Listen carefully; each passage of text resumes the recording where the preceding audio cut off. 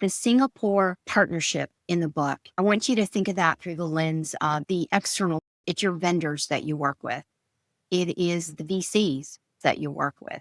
It is your potential customers, clients, patients. I put that part in the book because they were the outside grouping that started to see the transformation and started to ask questions in a different way. They are your outside perspective. They allow you to look at the lens in a different way. They allow you to see the good things working inside of your company, your firm, your organization, and maybe what's not working. It's how do you lean into your external surveys? How do you ask the questions of your top clients about why do they like working with you?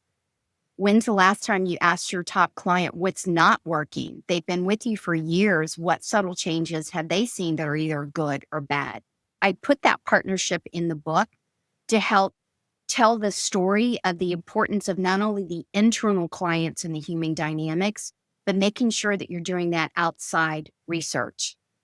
The people that you have lost that are no longer buying your products and services. Why are they not? What happened? What happened when they were placing the order?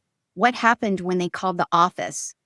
What was their turnaround time on the response of their question? What was the ease of submitting a ticket or a complaint or a question and the response time? How were they able to do returns? It doesn't matter what it is, but are you asking the question? That's why that partnership in the book is so important, is to get you to think through those other outside perspectives and not get so locked and loaded of trying to solve your own problems or to think that you don't have any leaks. But the reality is your customers, your clients, your patients, your prospective clients in your pipeline actually are seeing all of your leaks and you're blind to it.